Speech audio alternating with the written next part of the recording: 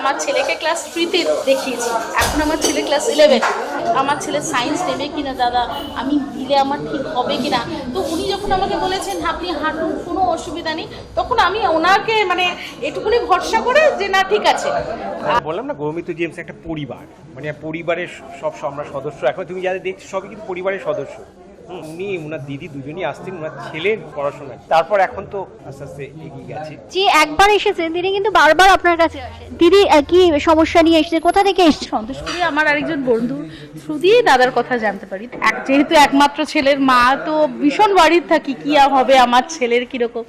তো সব থেকে যেটা আমার ভালো লেগেছিল দাদার কাছে, আমাকে মেন্টালি পিসটা উনি অনেক বেশি দিয়েছিলেন যে আপনি আগে ঠান্ডা হন। নট অনলি দাদা অ্যাস্ট্রোলজার, মানে উনি অপর একজন ব্যক্তিকে খুব ভালো বুঝতে পারেন, যে খুব ভালো গাইড করতে পারেন যে এই ওয়েতে যাওয়াটা উচিত।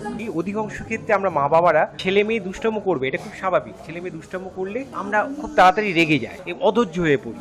আমি যদি নিজেই অধৈর্য হই তাহলে আমার ছেলে তো দুষ্টামো করবে, তাহলে ঘটনা আমি তাকে তো ম্যানেজ করতে পারবো না। এটা গ্রহগত কারণে হয়, এটা এই নয় যে মানে ও ইচ্ছাগত করে।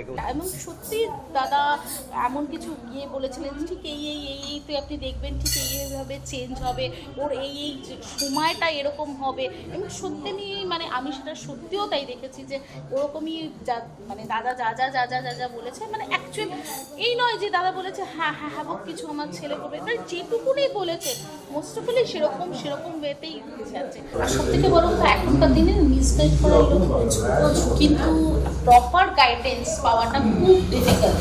তো সেটা একটা বলতে পারি যে আমরা দাদার কাছ থেকে পাই, এটা পাই সত্যি।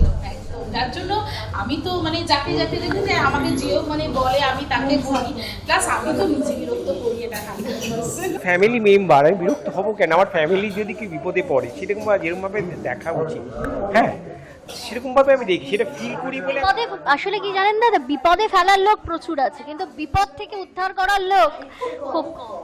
সেটা আপনার মধ্যে সকলে পান বলে ছুটে আছে। তারপর কি যে বন্ধুর মতো শোনা, আমার প্রবলেমটা শুনছে, আমাদের প্রবলেমটা যে আমাদের কি হচ্ছে শোনার মতো অনেক অ্যাস্ট্রোলজার আছে যে শুনে জাস্ট মানে বলে দিচ্ছে এই যোগ্য করতে হবে, স্টোন দিতে হবে। তো এখানে এটা সেরকম কোনো ব্যাপারই নেই। আমরা তো প্রথমে বলেছিলাম হয়তো অনেক অন্যরকম ব্যাপার যেরকম হয়।